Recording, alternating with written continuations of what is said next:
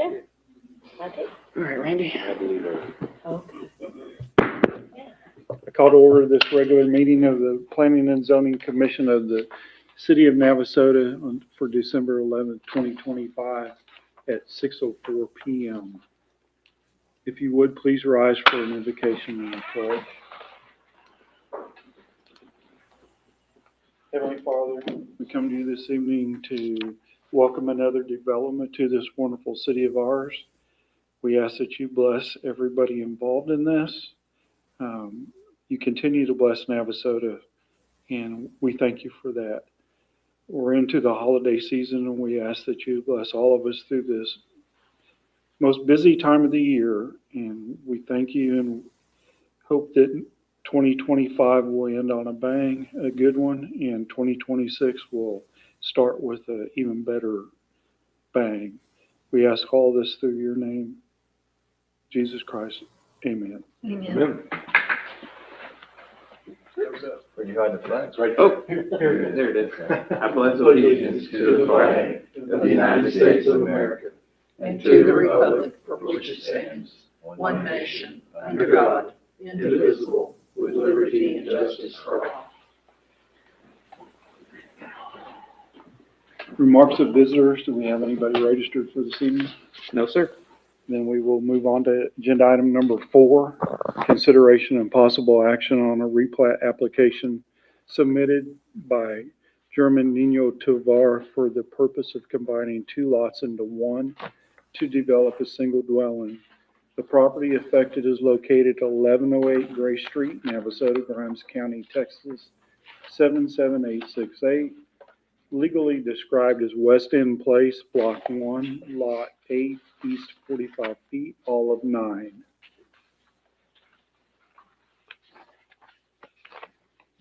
I have 2 questions.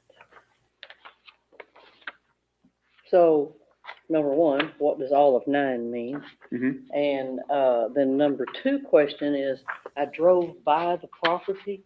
Where was our sign? You know, we usually put out a sign that says, this is going to be discussed at planning and zoning Mm-hmm. type of thing, but there was no sign. That's only for a public hearing. That's only for a public hearing. Yeah. Okay, all right.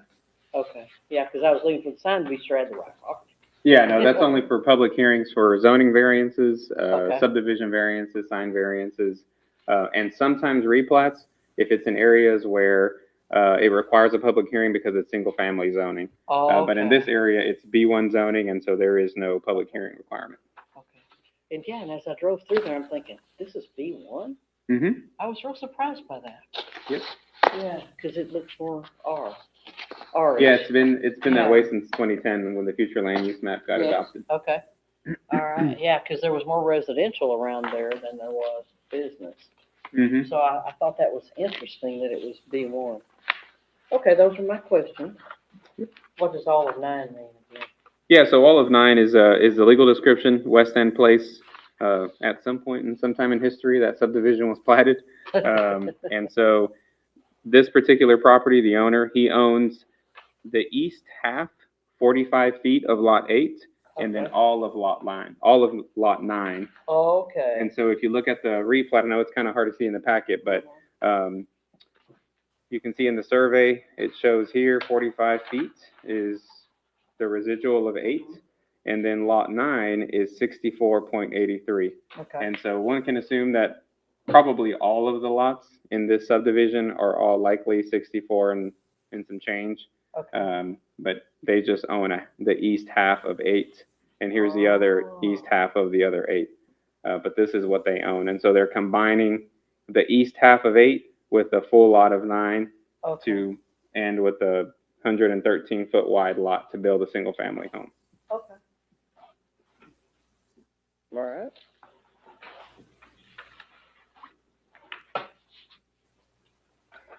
Do you know why that was zoned to B1 in the I know, 2010? that's just so bizarre. Yeah, that's it. That was in the comprehensive plan, the original, the one that we're still technically in now. I think primarily because this is the backside of Foster Street of the block, and Foster Street, I think historically at some point was a main thoroughfare through there, and so I think there was an idea that maybe there was going to be some more businesses that would develop along Foster Street. But it is B1, so single family is still allowed. Right. So I think it was intentional for that reason is if it becomes commercial, there's an opportunity, but if people want to continue to use it residential, they can do so. Should that be reevaluated to see if it should be an R instead of a B? Well, we're doing that now in the comp plan process. Okay. Yeah. Okay, all right. And people that are in it as B that are making residents just have to recognize the fact that something can go in beside them. Yeah. Correct, yeah. You And- get that, right? Somebody can put a business right beside you. So so Mr., I'll let him introduce himself. Jose Alfaro and Mr. Tavares hired me to be his builder. Okay. Yes. Yeah, so, yeah, he's a builder. What's he gonna build? He's building a 1,500 square foot home, single family home. Okay. Yes, ma'am. For himself or, Him and his family. Yes, ma'am. okay. Okay. Will it be single story? Yes, ma'am. Okay. 1 floor, yes. You want to require two, do you? 2-star? No. I was just thinking, that would, be interesting. 750 on the bottom, 750 on the top, Oh, yeah, that's true. you could do it, Mm-hmm. okay. So is the current building on there, is that his building? I think that's going to be the future man cave garage. Oh, okay. Possibly. Or Let's be it's- creative. Yeah, I think it's a storage building now. Yeah. And so we're glad that now there will be a home there, so it can make it a conforming, legal structure. So, Okay. yeah. Good to see some reinvestment. Yes. We like reinvestment. And so Mr. Tovar's owned the lot for a long time, or? I think so. Okay, I well, don't that's know how really long neat. he's owned it, but yes, ma'am. Okay. Yeah. You build in town, in Yes, other ma'am. I places? Built a few homes here in town. Yes, Well, ma'am. that's, okay, cool. All right. You built the one on Brosig, didn't you? Yes. Oh, Rosé, yeah. Horlock, one on Horlock. Yeah. Right there on the Okay. corner. Yes. Okay.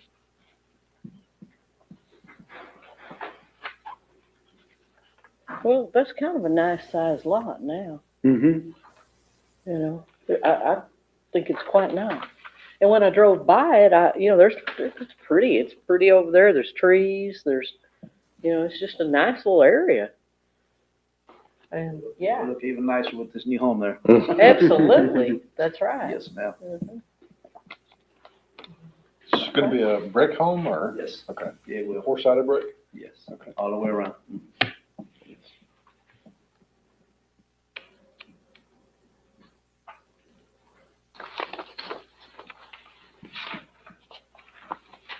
I move that we approve the replat application submitted by Germanino Tovar for the purpose of combining 2 lots into one to develop a single dwelling. Property effect is located at 1108 Gray Street, Navasota, Grimes County. Second, It's 77868. second.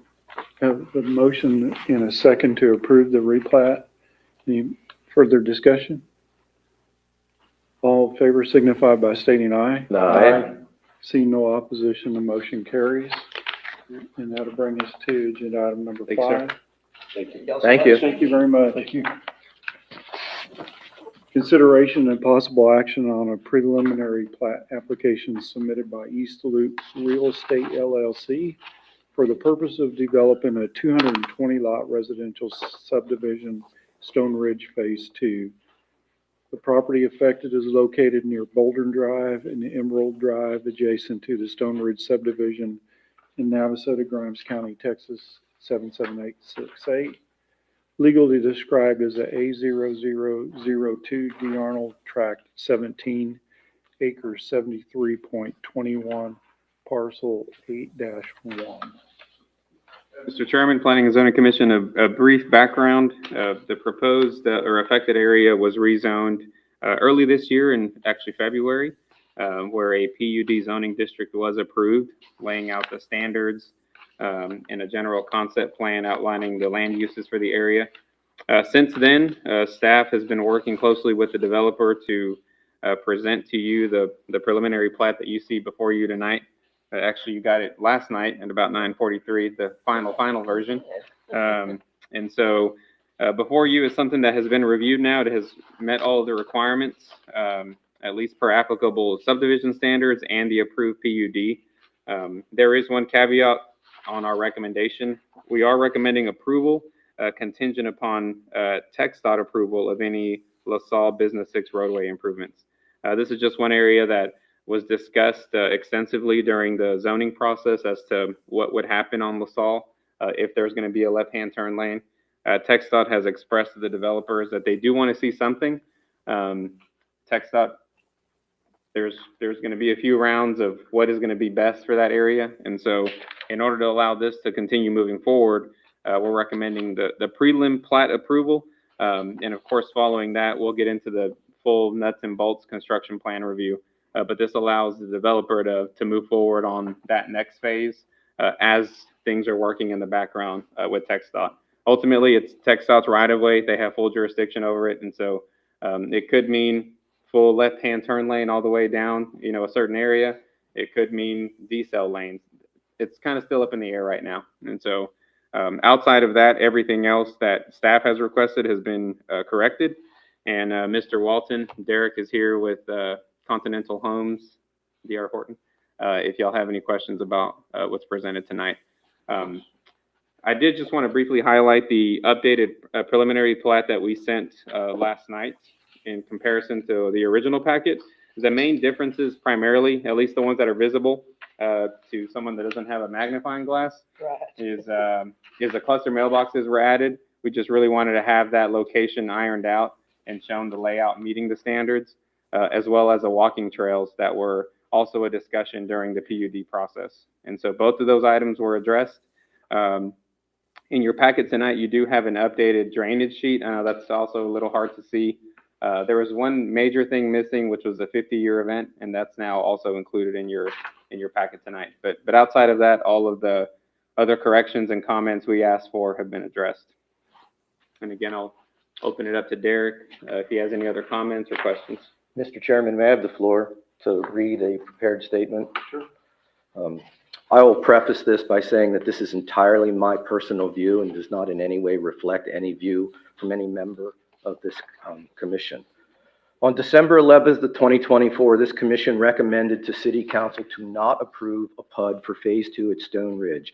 At that time, 283 units with 40, 50, and 60-foot wide lots were proposed with 5-foot side setbacks. This was a significant change from the original PUD.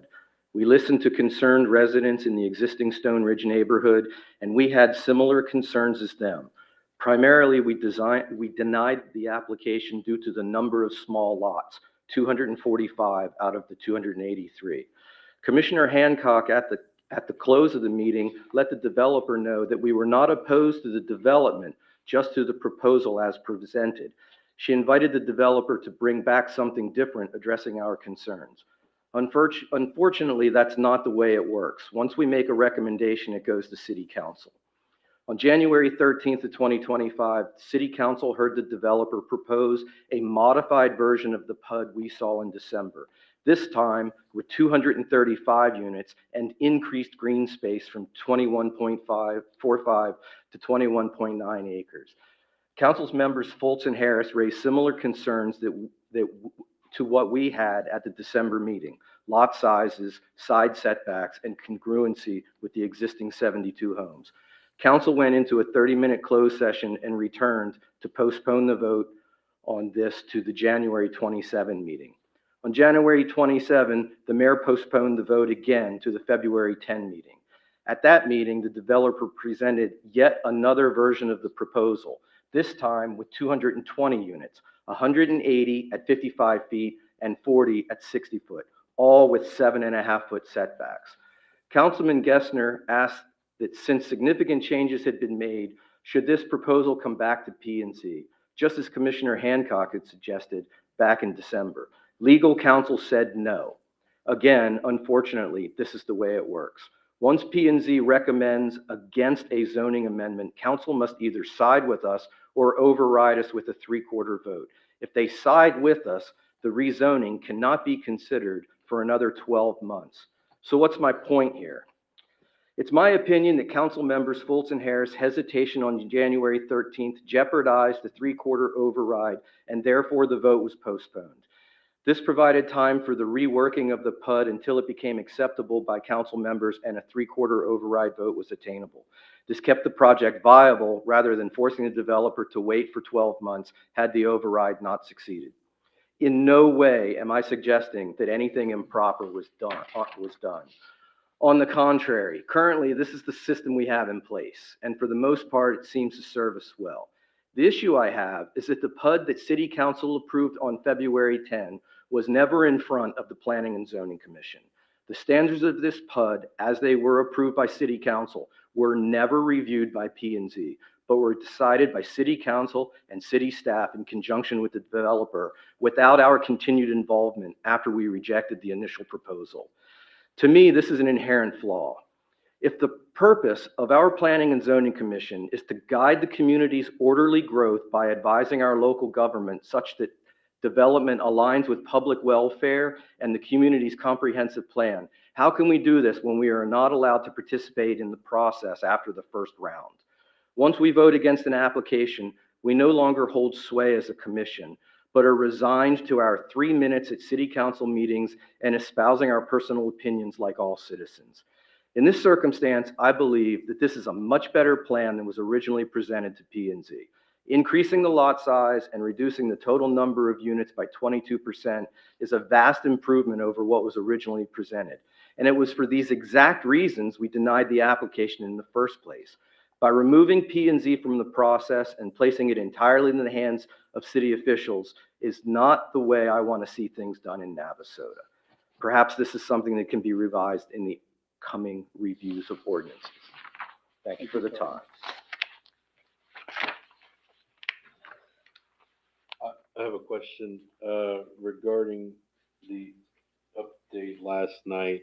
It was mentioned that there were questions regarding the difference between certain street layout changes on the proposed PUD versus the approved PUD. Can you explain what those are for?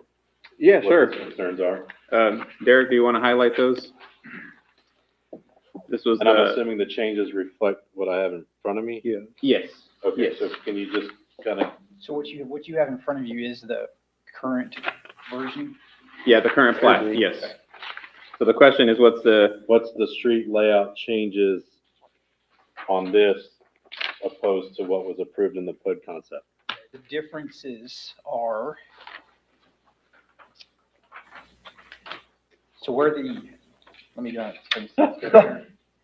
Mine is little. If you, Lupe, if you could zoom in to where the common area is located.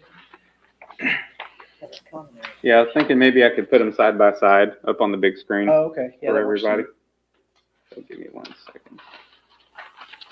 So where the existing, I guess the former pavilion in the HOA common area and park area is in phase 1, which we'll see here in a minute. That's at the intersection of, and honestly, the street name is, it's Rockdale Drive. Rockdale was a stub out.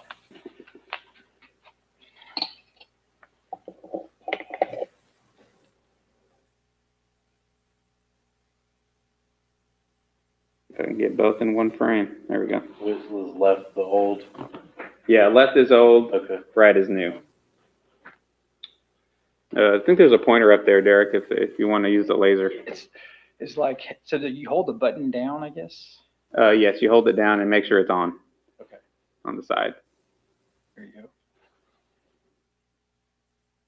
All right, so this is Rockdale Drive right here. And so what we've done is we've actually taken and made this just to a 90 right here, is in lieu of extending Rockdale down the hill. And that was really driven by the fact that we pushed the new street, this street right here, we pushed this down the hill so far that it made it almost too steep to extend Rockdale down the hill from a road slope perspective. And so basically Rockdale can be converted into like a parking area or whatnot for that park area. It's in phase 1. And so that's one change. And then the other change is we had this laid out as a cul-de-sac, but when we got into so basically what we've done between when this one was here was created, we have gotten into the weeds big time in grading out there. and laying streets and utilities and trying to figure out road slopes. And so this picture here had a pretty good look at it. And this picture here has had a super detailed look at that. And so when we found out is this street right here intersection and these lots from a grading perspective behave a lot better when we just extend that street through instead of building the cul-de-sac up here, because the cul-de-sac had to really drain back this direction. And so it basically what happened, this is all going down a hill. And so when we extend the street, this is naturally able to keep on going down the hill. When this was left as a cul-de-sac, these lots all had to be basically built up and so next thing you know, we're going the opposite direction, which is why that street changed. And then from a grading perspective too, we basically took this street here and we just moved it down to here because it worked. It was really driven by grading as well. So those are the big changes. And then you'll see this had a little bit larger radius, and this now has a little bit of a tighter turn there as you come off that street. And I believe those are and also these, I guess this cul-de-sac stayed. There was a street here that would have continued through Rockdale, and basically it just got bumped down to here. And so this zone changed a little bit. Are the streets narrower on the new plan? No, sir, they're all the same. What you're seeing on the new plan as opposed to the old plan, this plan here doesn't show like utilities and sidewalks. And this plan has a whole lot more lines along all the streets. So what you're seeing here is actually right of way with that whole white zone there is the width of the right of way, as opposed to this over here. You're seeing the same thing. It's been shaded gray on this page, but you're seeing a whole lot more line work on the side, like lines from sidewalks to utilities, whatnot, that probably narrow it, but the right of way is the same. Did the detention ponds change? We did, yeah, the detention, we did. So Yeah. So one of the challenges in the process of all this is that when we start doing layouts and zoning, we haven't, the engineers who do the drainage design, that is a lot of work and to really go fine tune it. And so this here, we had a pretty decent understanding. And here we have a really, this page now, we have a finer understanding. And so therefore we came up with 2 ponds instead of these in the middle here. And so those are the differences. We just didn't need those ponds in the middle. And some of that's impacted by how we grade the site.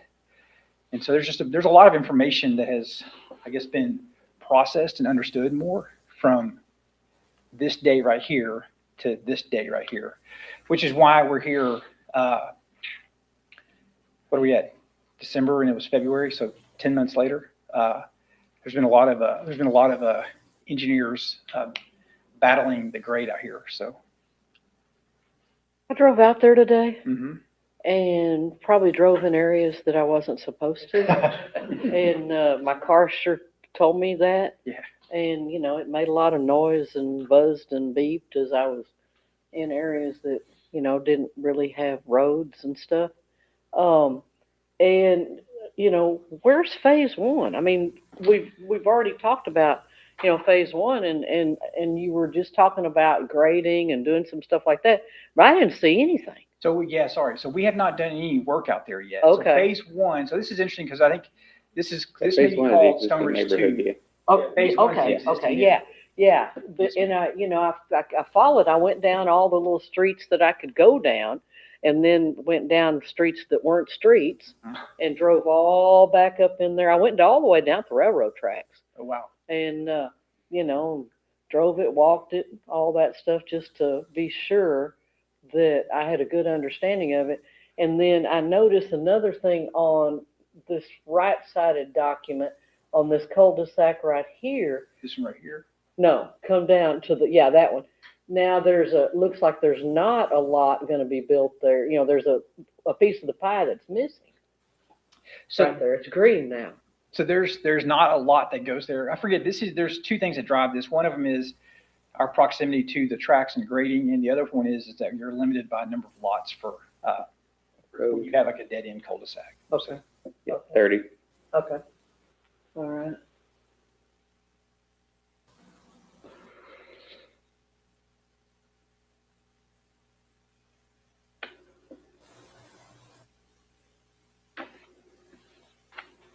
I So- guess when I drove it, because we'd talked in the past about, the steep kind of going downhill behind there and stuff. And so when I drove it today, I thought, well, it wasn't as steep as I anticipated. It doesn't feel as steep when you get back there. Well, but that's not laying concrete on a straight slab You either. try to go get a road that meets the standards, and Yeah. that with if you have it turns it into a complicated puzzle for Okay. sure. So, but yeah, you walk back there and it's like, this is not so bad. Yeah, it didn't feel so bad. Yeah.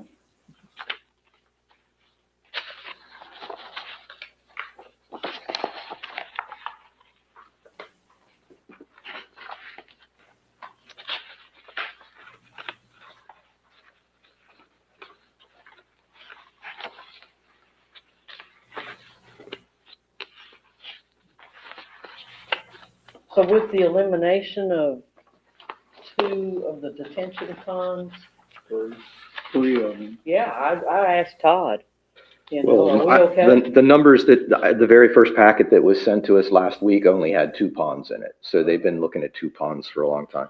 Can you talk about some of the drainage stuff, or do you have somebody else that's better at that? So I have somebody else who is who's better at that. Okay. That we can do our best. Yeah. So,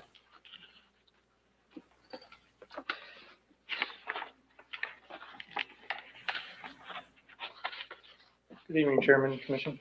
On the drainage stuff, yes, there is 2 ponds now. The first pond, which was up on the northern side, the northwest side. Now, on the plan, it would be on we'll say the northeast side there. Oh, I see it, yeah. That one will serve all of Phase 2 and Phase 3 now. Okay. The one on the left side up there at the top, that will be for the final phase.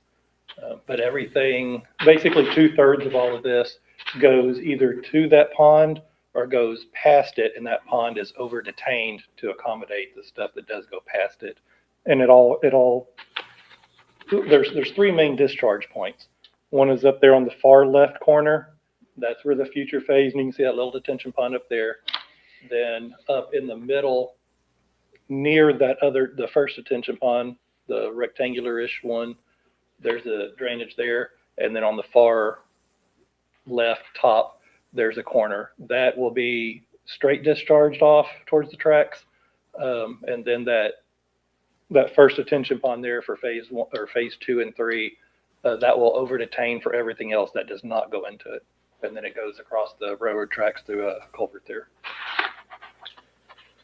I had a hard time trying to track the numbers. You have an existing map and data for existing drainage data, and then you have another chart for your data for the zones that you've done.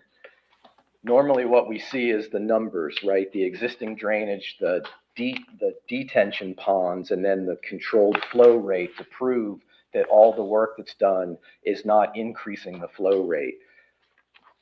It's not represented here that way, and that's what we're supposed to be doing with this, right, is controlling.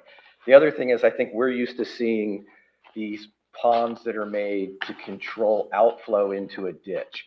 And it strikes me that that's not what you're doing here, that these are more collection, and then whatever flows out of them is flowing out of them into, well, I think Mr. Harris called it a creek, but in my life, that always has continuous flowing water. And I'm not sure if these are just dry ditches that are, whenever it rains, everything on that hillside is coming down to it, or if there's actually, God forbid, water bubbling up in the ground in Texas.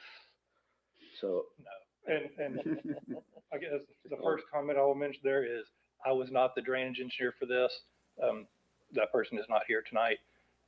So I can't speak to how the stuff was actually presented. I agree. It should have. because what we're used to seeing is, here's the existing and here's the new. And the new is now this part of this existing and that part of that existing, and the percentages are made so that you can see, because I can't tell what that flow volume on the new zone is supposed to be, because it doesn't look anything like the existing zone. So then I can't match numbers up to say, yes, you have decreased the flow, or made the flow rate, held it or decreased it. And I don't see that. And I will say that when you dive into the numbers, we can show that. I can't show that to you right now, but during the phase 2, phase 3, and phase 4 plans, all of those will have a tighter drainage study that does show all that and proves all that for not just for the whole thing, but for each phase also as it goes through. Okay, so what we'll have is all street collection, underground collection, water in people's yards are going to the street. Correct. Yes, sir. And then that underground piping, whatever the diameters are going to the ponds. Correct. How deep are the ponds? Because I didn't see that number here either. I mean, a lot of numbers, but maybe Yeah. it's there.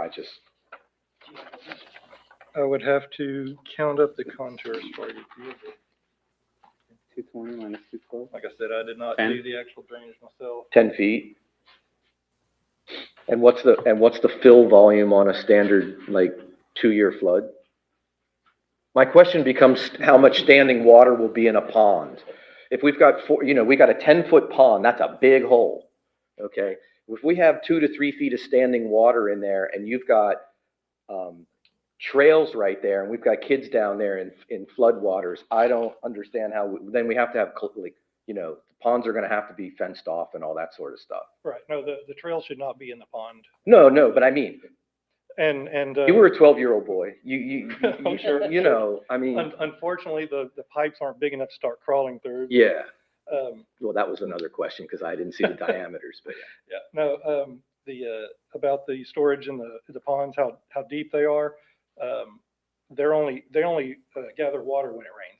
Once it stops raining, they're draining they'll out. completely drain out. Correct. Yes, they are. They're dry ponds. Right, they're dry ponds. So they're really just- detention ponds as opposed to retention ponds, which hold water indefinitely. Right. Yes. But- These are dry bottom ponds. Yes, sir. But then you are controlling the outflow into the creek bed. Yes, sir. Up against the ditch, if you will, along the railroad track there. How's that ditch look, Mr. Harris? Who maintains a railroad ditch? We have big enough problem with TxDOT maintaining ditches. Is that a railroad property ditch? Yes. When was the last time the railroad came through and cleaned that ditch? One of my problems that I have with the way the development goes is you guys are only concerned with the dirt that you're concerned with, and the downstream effects are not your problem. And for us, the downstream effects are a problem. I would disagree with that. We're bound by law and everything to control our runoff so that it does not exceed downstream of us. But yeah, you're controlling the runoff, but you're not controlling the volume that the ditch that's outside of your space can hold. You're controlling the flow that currently exists and maintaining that the flow change is equal to or less. Correct. Yes, sir. But our problem is we've got a ditch that nobody takes care of, and the way that ditch used to get filled was kind of like this. And now it gets filled like that when it comes out of the pond. And if there's one spot 10 feet down from your inflow spot, the ditch doesn't work because it's just not going to get past it. So we have problems with ditch maintenance. And now what we're looking at is a railroad line probably. Well,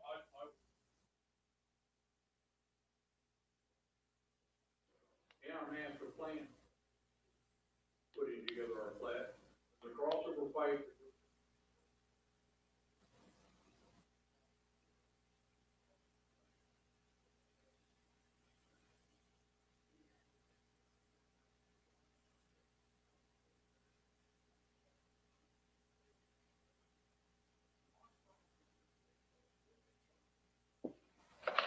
Is their property.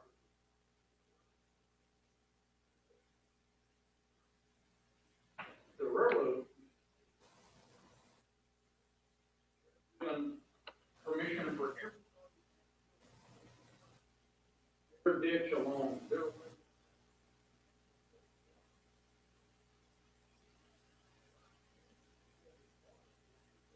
It's a natural course of flow. They're just maintaining the water that generated from into the pond, which are dry ponds. You're letting the water collect.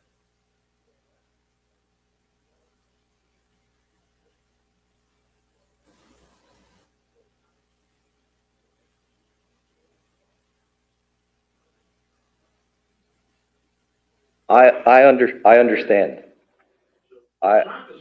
I understand.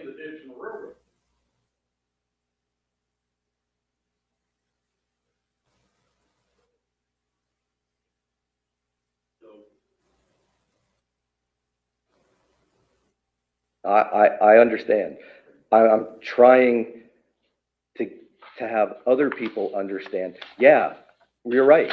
It's not ours to maintain. It's not yours to maintain.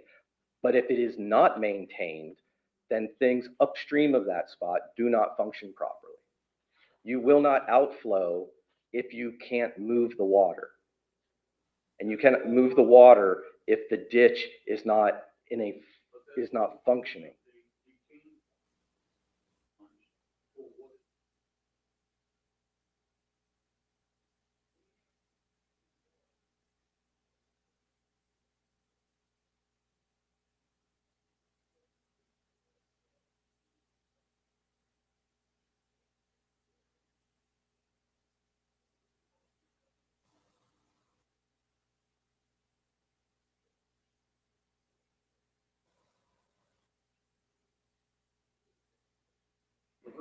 You make the assumption that it can naturally flow out of the pond. And that's always the point that I'm trying to make, is that we can't control anything outside of your line.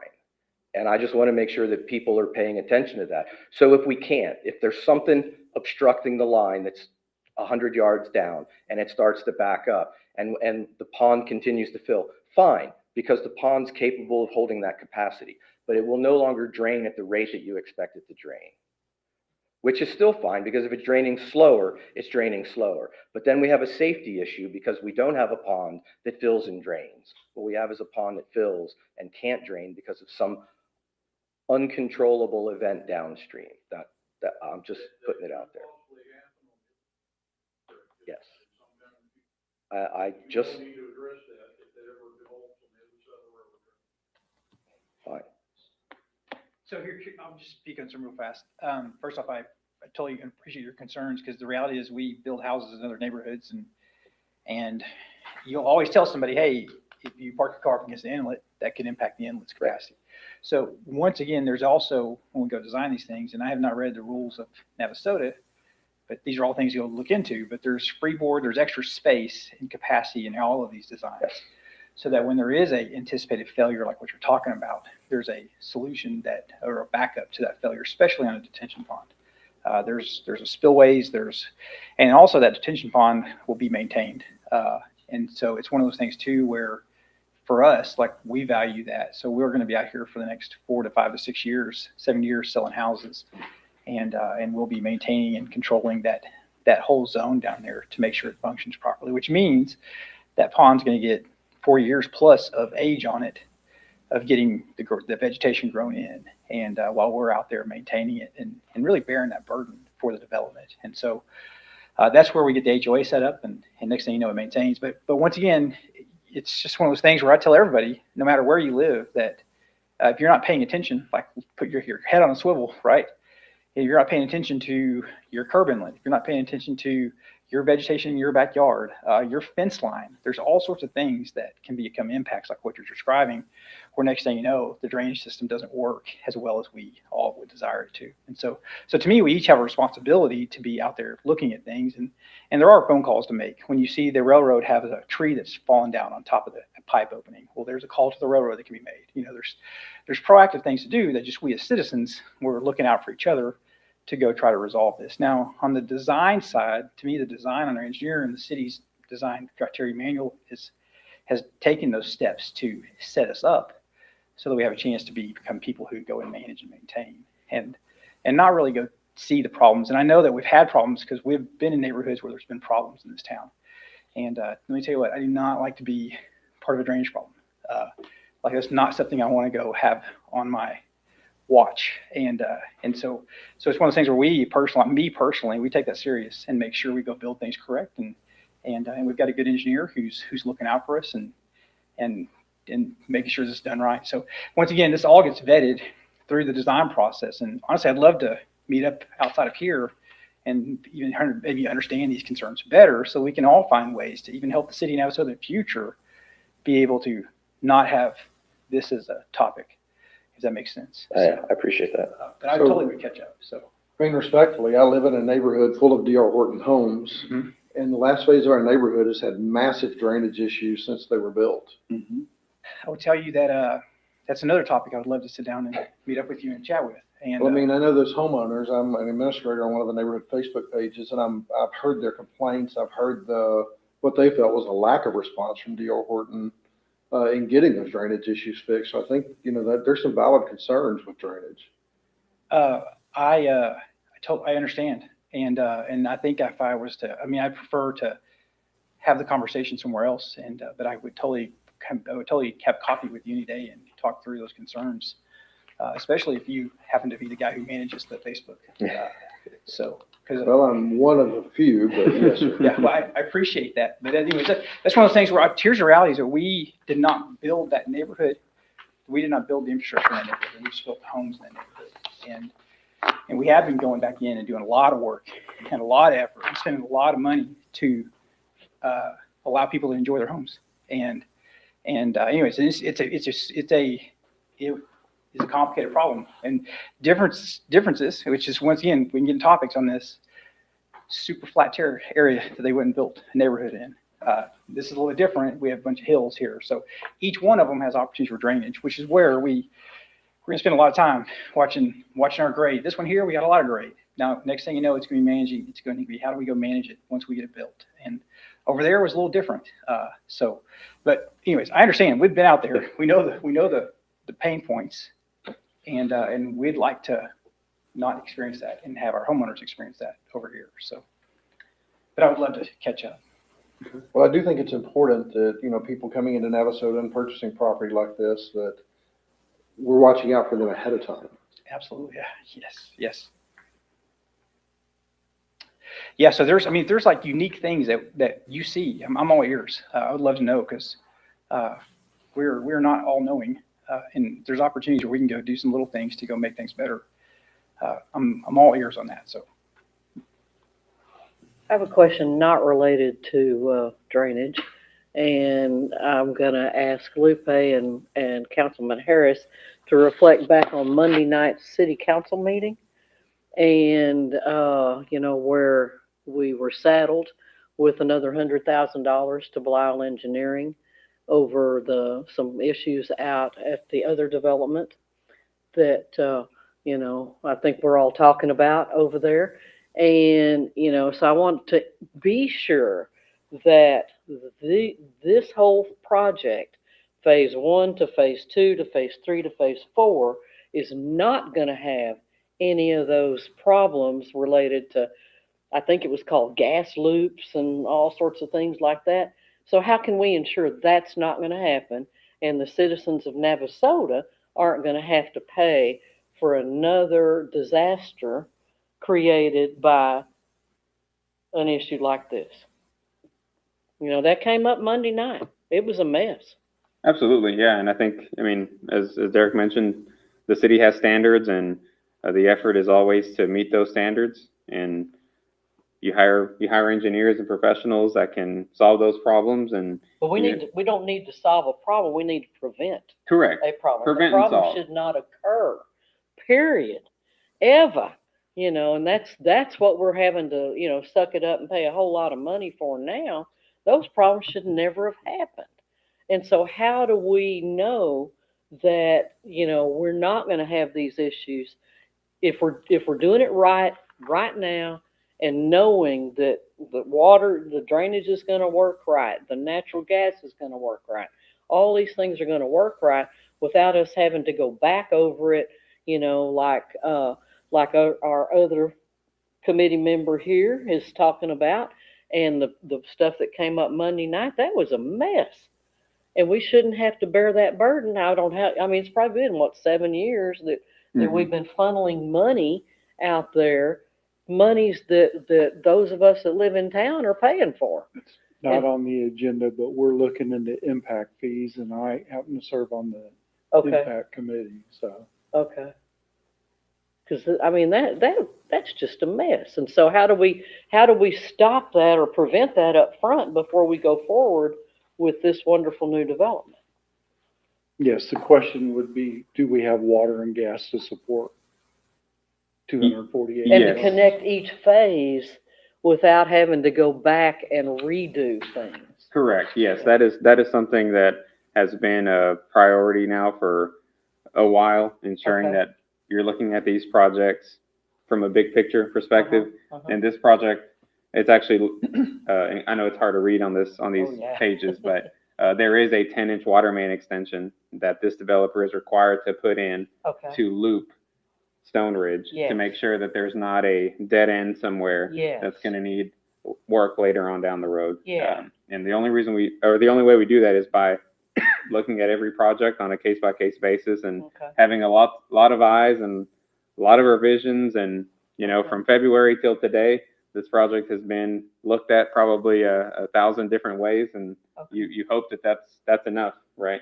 yeah, because we don't want the people in phase one that Patrick did, we don't want them suffering over, now their water usage gonna, or their ability to have water and gas and all the services that they need Correct. is Yeah. gonna be diminished, because of, existing more phase two, threes, and fours. Oh yeah, that's probably been the biggest topic of conversation throughout this Okay. whole review cycle from February till now is Okay. running models, ensuring that there's going to be enough volume, enough capacity, meeting fire flow requirements, Good. meeting pressure requirements for TCEQ. There's a Okay. lot going on, and yeah, there's definitely lessons learned. There's always Okay. going to be lessons learned on every project, and the goal is to ensure that we're meeting our standards and being as I don't know, in depth as possible on every project.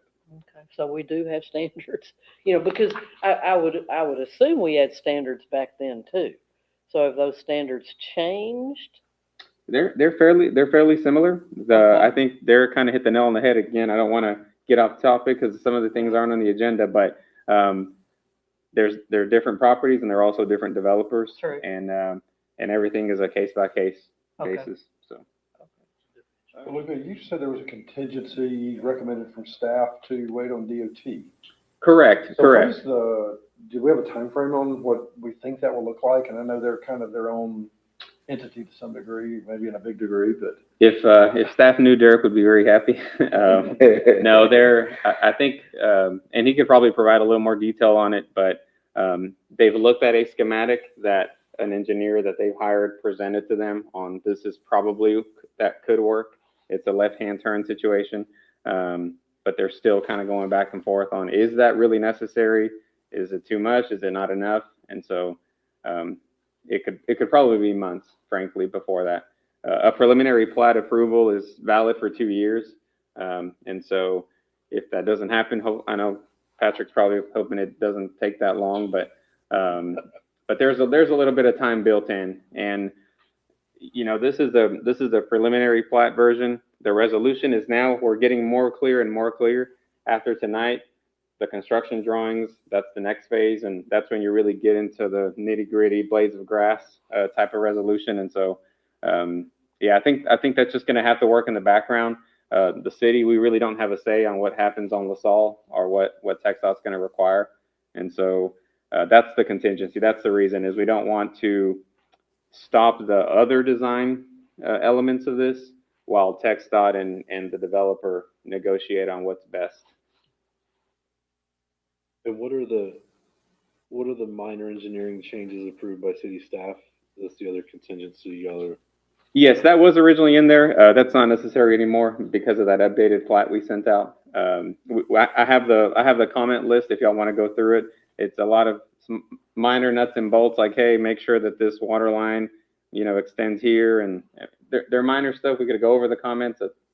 That's typically not how we've done it, but we can definitely do that if we want to. The big bullet point items was the cluster mailboxes, because we didn't want to come back with another prelim plat later to figure out where they were going to be. And then the sidewalks and trails, since that was a big element of the concept plan. So we two-sided sidewalks here, Yes. Except for the cul-de-sac. except for the cul-de-sac, okay. Oh, no, they are in the cul-de-sacs all the way around. Yep. I think that's another project, Todd, that they did one half or the other. I mean, it was written in one of the other versions. Maybe so. What about internet access? Have you guys allowed for infrastructure for fiber and all that? But it's actually part of the plans for what you're doing, because I know in Pecan Lakes, we've had massive issues with that. Yes, sir. Yes. We've been at Pecan Lakes and we've understood, I think we understand. Be interesting to have a conversation with you. I hope this is a completely different experience for the city's sake. So, and I fully expect that for us and them, I think for us and you guys, I think it'll be a very different experience. So, there's a lot of lessons learned in just been building out there and working with, knowing our buyers aren't having internet issues and whatnot. So, this is Mid-South will be serving both the electrical and the internet and the fiber out there in Stone Ridge. So they have territory and they're already working on the design right now. So. Gotcha. I think all of the fiber grants that have been distributed across the nation, it seems like every company now is running fiber and digging in yards. So that's just yeah. We're getting a lot of new water mains Except out of Optimum. yeah, yeah. Okay. Yeah, I think we got So- 4 lines running through our yard now that's internet. Another question, I guess, that comes to mind now, Todd's letter will be attached to our minutes and everything, correct? Yes, If, it's part. if he you would read like it to be in the record in written form, yes, or it's in audio. Record, so Yeah. it needs to be in there. Okay, I do think it needs to be. Okay. As long as he signs it. Yes. Certainly. And so, yeah, thank you for that clarification, but yeah, we don't need the contingency of staff. That is all of it has been resolved. It's just a text dot contingency. So only contingent upon text dot is the city's recommendation. Correct.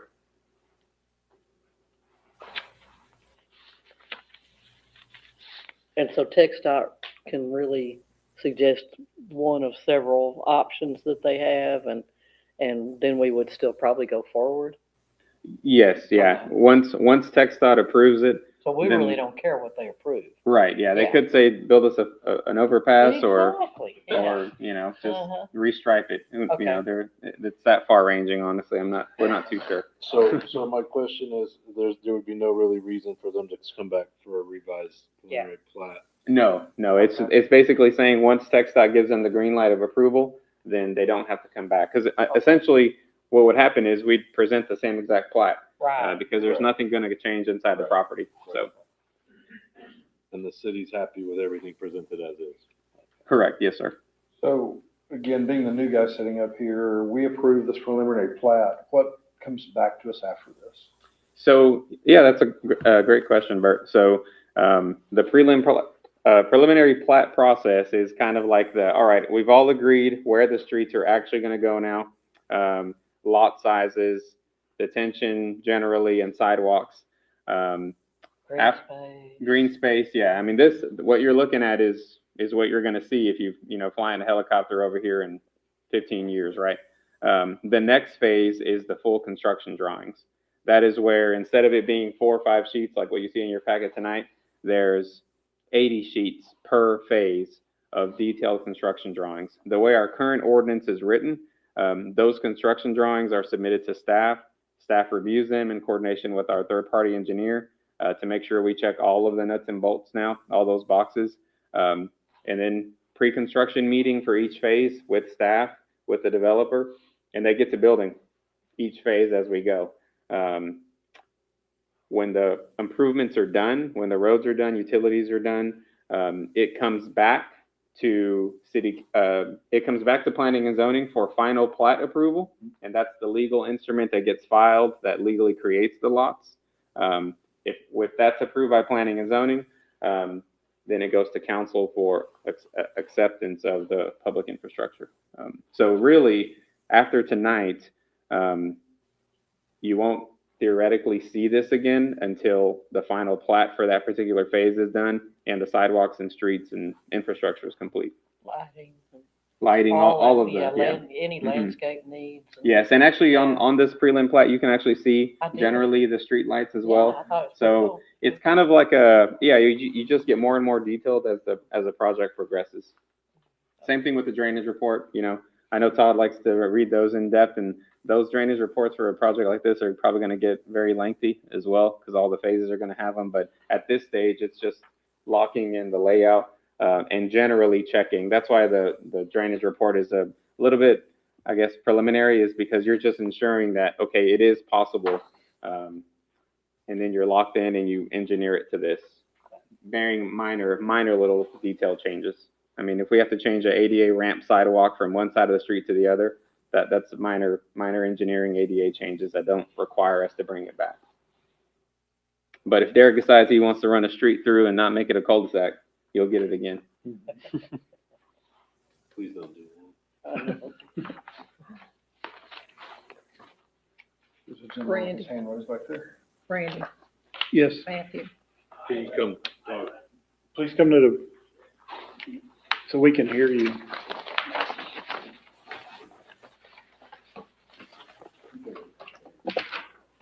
Okay. My name is Matt Fabian. I live at 207 Pebble Court. So I live in Stone Ridge, and I guess I'm the only one here tonight. I'm the former and future HOA president, unfortunately.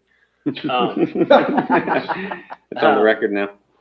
I just have a few like little minor questions. So it's so hard to understand this, but currently there is a, at the end of Pebble Loop cul-de-sac, there's a dirt road that goes down the railroad tracks that people that own land across the tracks access their property with. Yeah, I saw that today. I can't tell if that, It's on there. and I don't even know if it's a concern. Yeah.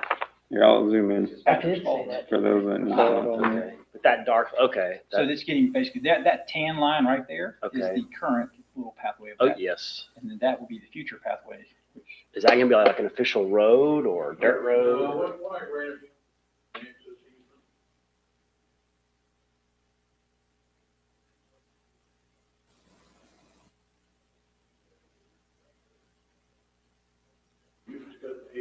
Yeah.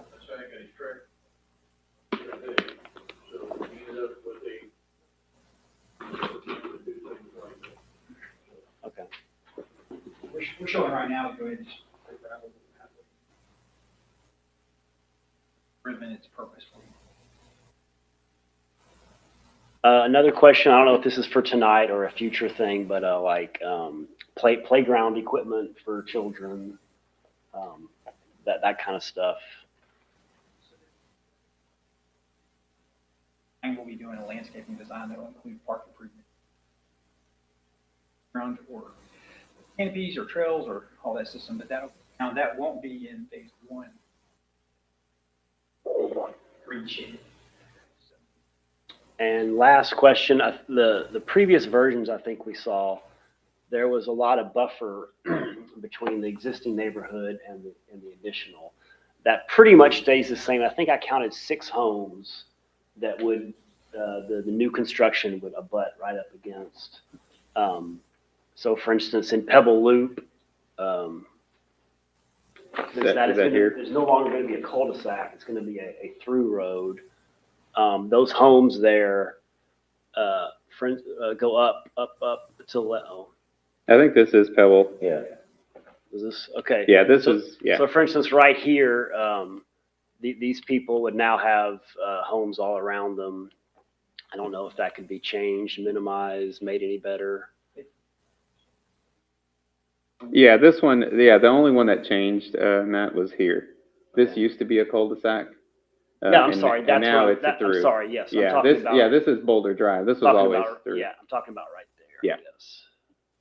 I don't know if green space can, I don't know if that's practical to make a little narrow green space path, but It was just tall grass. yeah, I know. I'm just trying to, So will this, pardon me, but will this have a separate HOA from the existing one? my understanding is initially it will, and it will be up to the future HOAs to decide if they want to combine. Correct, yes. Yeah, I'm not sure which all the HOA dues are right now, but I imagine with all of the additional space to maintain, that probably the monthly dues will be a little bit more than what you guys are currently paying. So ironically, our dues are a little high. So ours are almost 300 a year. That's quite a bit more than Pecan Lakes. Yeah. Our difficulty is the low amount of homes we have. We don't have that many, I guess, customers. So we only raise about $20,000 a year, which we pretty much spend. So I'll just tell you on my end that I don't mind, this is not, I don't think has any bearing on what we're trying to decide today, No. but I don't mind at all to meeting up with you and figuring out ways to go coordinate HOAs. Yeah. It was one of those things where early on in the process, it's cleaner to leave them apart, but there's a way that we can see that it benefits you guys and it doesn't hurt you guys by joining with this, then we're not opposed to that. We just, as the builder on this thing, we will want to control a lot of what happens on the HOA Right. while we're out there selling houses so that we can make sure it stays nice and mowed and cleaned. And y'all will, I mean, that's a lot of area to maintain, It's- 25 acres to It is maintain. it's a lot of That's a area, yes. lot. Like I know Pecan Lakes doesn't have anything near that. Okay. That's all I have. Thank you. Thanks, Rick. What's the time frame to complete the project in? About 2 months. No. It's a good question. It's about how fast our engineers get the drawings approved by the city. And then, so that I easily. just mean, say you like start building tomorrow, what's your, So if we were to start building, let's say if we were to start building the roads tomorrow, it takes anywhere between 6 months and 9 months to probably get our first phase in place, which is that green, you'll see that dark green line defines, it's Yeah. the top of the page is the first phase. right, okay. So ideally we'd be moving through this in about 6 to 7 months, but I would really expect probably about 9 months from start to being able to get approval from the city to start building homes.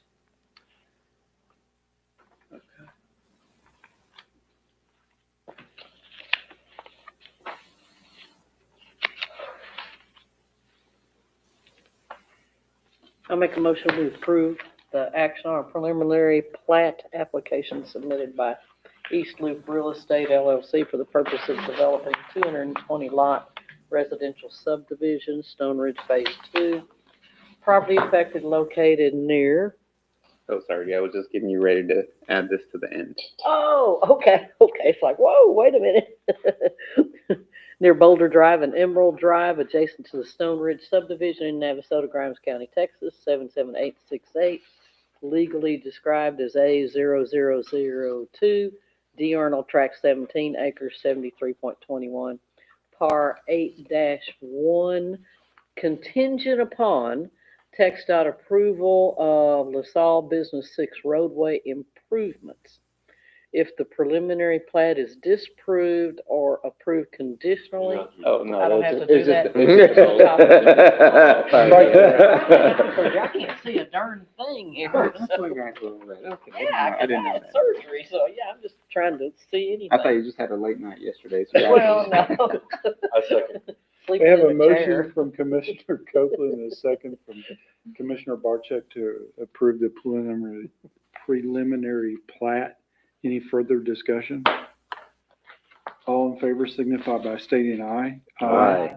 Any opposition? Seeing none, motion carries. That brings us to the next agenda item, consideration of possible action on the meeting minutes for the September 25th, 2025 meeting minutes as presented. We can't even remember what happened in September. No, my God. Trust me. I'll make a motion to approve the minutes from the September 25th, 2025 meeting as stated in our packet. And I'll second it. We have a motion from Commissioner Bearden and a second from Commissioner Katkowski to approve the minutes. Any further discussion? All in favor signify by stating aye. Aye. Any opposition? Seeing none, motion carries, and that brings us to item number 7, adjourn at 7:09 PM. Thank you very much, Thanks, folks. Derek. All done. Thanks, Derek. Good luck.